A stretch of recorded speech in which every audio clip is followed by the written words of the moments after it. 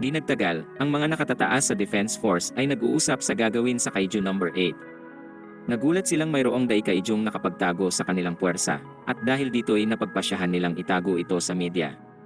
May balitang may isang bansang nag-eksperimento ng Kaiju to human tissue transplants, at baka may gawin sila kung malaman nila ang tungkol sa Kaiju number 8. May ilang nagmungkahing tapusin ang Kaiju number 8 at gumawa ng mga sandata mula sa bangkay, pero may ibang nagsabing subukan siyang gamitin bilang buhay na sandata. Gayunpaman, sinabi ni Director General Shinomiya na magpapasya sila matapos dalhin ang Kaiju number 8 at makita ito mismo. Para magawa ito, plano niyang iutos sa 3rd Division na ibigay ang Kaiju number 8. Sa isa namang containment facility, makikitang si Kafka ay nakakulong at mahigpit na binabantayan. Isang araw nang nandoon si Kafka, at naalala niya ang sinabi ni Kikoru sa paggamit ng Defense Force ng katawan ng Kaiju para sa mga sandata. Galit si Kafka sa sarili dahil muntik na niyang magawa ang nais na makatayo sa tabi ni Mina. Sigurado siyang galit si Mina sa kanya at nagulat siya nang dumating ito para dalhin siya sa headquarters. Hihingi ng tawad si Kafka pero pinatahimik siya ni Hoshina. Habang dinadala siya, napagtanto ni Kafkang hindi niya sila masisisi sa pagtrato nila dahil itinago niya ang ganoon kabaliw na lihim. Dinala si Kafka sa labas at makikitang naroroon ang lahat mula sa 3rd Division. Hindi man lang matingnan ni Kafka si Ichikawa sa mata dahil sigurado siyang galit ito sa kanya. Naghirap si Ichikawang asikasuhin siya kaya umasa na lang si Kafkang mapatawad nito. Habang sumasakay si Kafka, napagtanto niyang tapos na talaga ang lahat. Gayunpaman, nagulat siya nang biglang lumapit si Ichikawa at sinabing naniniwala siyang babalik si Kafka. Ang mas nakakagulat pa sa mga nangyayari ay tila sobrang kalmado lang ni Mina at sinabing walang mga kamera sa silid na iyon.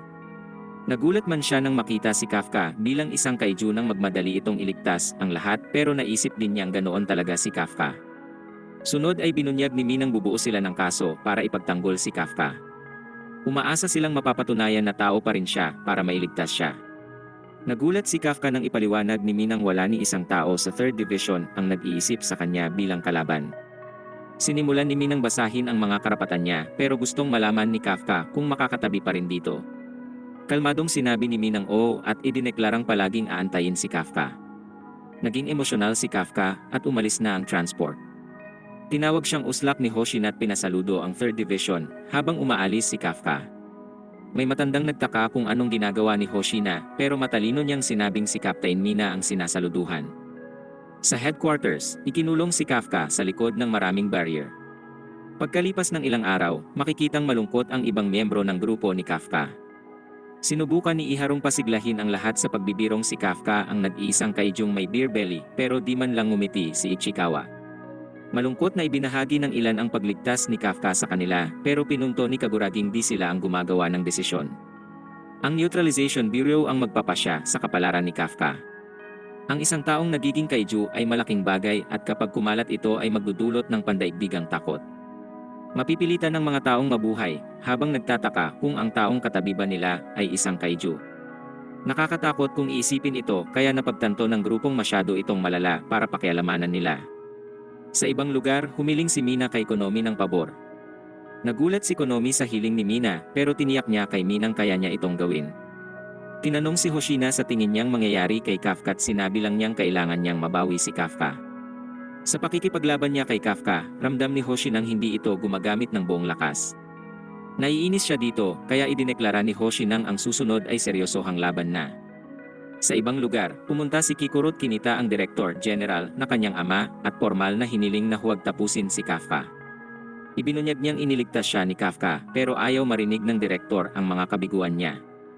Ipinakita niya ang mga x-ray ng dibdib ni Kafka at ibinunyag na bagaman mukhang puso ito ay mayroon talagang core si Kafka. Nagulat si Kikoru at idineklara ng direktor na hindi tao si Kafka. Isa siyang kaiju na katulad rin ng pumatay sa ina ni Kikoru. Natakot si Kikoru sa narinig at sinabihan lang siya ng kanyang ama na umalis na. Naghanda si Kikorong umalis pero idineklara niyang gusto pa rin niyang maniwala kay Kafka. Sa selda, naghanda si Kafka para sa isa pang pisikal na pagsusuri pero nais lang niya ng maayos na matutulugan. Iniisip niyang marami siyang sasabihin sa mga kaibigan at nagdesisyong hindi susuko anuman ang mangyari. Pagbalik sa iba, sinabi ni Minang pansamantala silang paghihiwalayin at ipapadala sa iba't ibang dibisyon. Ang kampo nila'y nasira at hindi na angkop bilang lugar para sanayin ang mga bagong recruit. Nag-aalala ang mga nakatataas sa lahat ng daikaidyong lumilitaw dahil pakiramdam nilang maaaring ito ay magkakaugnay na insidente. May posibilidad na mas marami pa ang lilitaw kaya sinabi ni Minang dapat silang maging handa dahil sila ang susi sa pagpigil sa mga daikaidyo. Ibinunyag ni Minang iyon ang dahilan kung bakit kukunin ang mga top rookies at sasanayin sa iba't ibang dibisyon. Si Izumo ay kritikal mag-isip at para sa kanya, ang mga nakatataas ay talagang pinaghiwa-hiwalay lang silang lahat na may relasyon kay Kafka para sila'y mabantayan.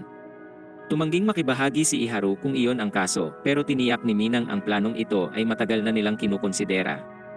Nakahinga sila ng maluwag pero nag-aatubili pa rin silang lisanin ang 3rd Division dahil gusto nila rito. Nagulat naman sila nang walang pag-aalinlangang pumayag si Ichikawang umalis.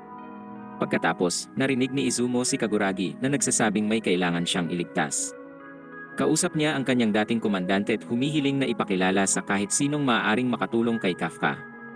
Si Kaguragi ang klaseng hindi hihingi ng pabor pero pinaalala niya kay Izumong ayaw niyang may mawala. Isa si Kafka sa kanila at ayaw niya itong talikuran. Pagbalik kay Kafka, iniisip niya ang sinabi ni Min at sumumpang patutunayang tao siya para makabalik siya sa lahat. Bigla namang dumating si Shinomiya at nagulat ang lahat nang pumasok siya mismo sa selda. Desperadong sinabi ni Kafkang hindi siya kaiju at nagulat ang lahat ng ipag-utos ni Shinomiya sa mga tauhan na tanggalin ang mga gapos na pumipigil kay Kafkang makakilos. Natakot ang mga tauhan at pinaalala kay Shinomiyang si Kafka ang mapanganib na kaiju number 8 pero lalo lang siyang nagalit. Pinunto niyang kayang sirain ng isang daikaiju ang mga gapos na parang wala lang at si Kafka ay nakaupo lang doon dahil gusto niya. Nakalaya si Kafka sa mga gapos, kaya naisip niyang makikinig ang direktor sa kanya. Sinimulan ni Kafkang ipaliwanag na tao siya, pero nakakagulat na bigla siyang binaril ni Shinomiya. Nagtaka si Kafka, pero walang oras para magtanong dahil dinurog ni Shinomiya ang tadyang niya.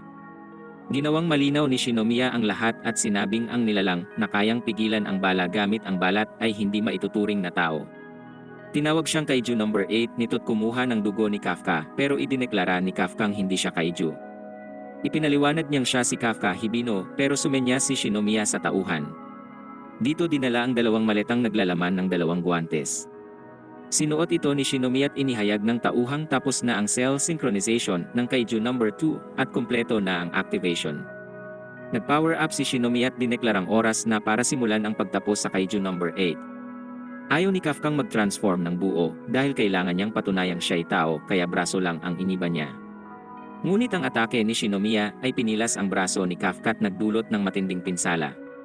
Nag-alala si Kikoru para kay Kafka pero natuwa ang ibang direktor kay Shinomiya dahil matindi pa rin ito.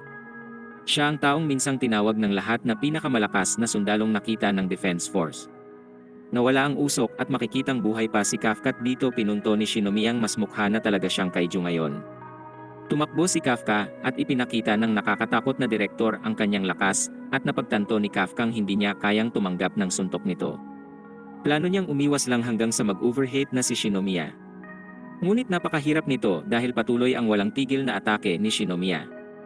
Sa huli, nakatama si Shinomiya ng atakeng nagpalipad kay Kafka sa kisamit hindi maintindihan ni Kafka ang nagiging reaksyon ng katawan niya.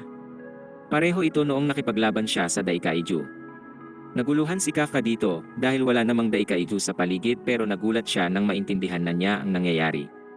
Sinabi ng isang direktor na ilang taon na ang nakalipas nang halos mawasak ang bansa sa kaiju number 2. Ito lang ang pangalawang kaiju noon na nabigyan ng numero. Matindi ang kapangyarihan nito't ang shot at braso ni Shinomiya ay mula sa kaiju number 2. Ang mas nakakamangha pa dito ay si Shinomiya lang ang nag-iisang taong nakagamit ng mga ito. Malaki ang pinsalang binigay nito't hindi na makakatanggap si Kafka. Sinubukan ni Kafkang tumakas pero nagulat nang putulin ni Shinomiya ang kanyang mga binti. Sumigaw si Kikoru kay Kafka at nagbigay si Shinomiya ng napakalakas na atake pero nagulat ang lahat ng tuluyang mag-transform si Kafka. Natuwa si Shinomiyang ipinakita na ng kaiju ang tunay na kulay nito ngunit nararamdaman ni Kikorong may mali. Di nagsalita si Kafka at sa halip ay nagpakawala ng nakakatakot na ungol. Winasak nito ang lahat ng nasa paligid at sigurado na si Kikorong mayroon talagang problema rito. Sa loob ni Kafka, makikitang hindi niya makontrol ang kanyang katawan. Natakot siya nang makita niyang nagiging mas halimaw na siya at patuloy siyang sinasabihan ng kaijong pumasok sa katawan niyang tapusin ang lahat. Sumugod ang katawan ni Kafka kay Shinomiya at sumigaw si Kikoru kay Kafka.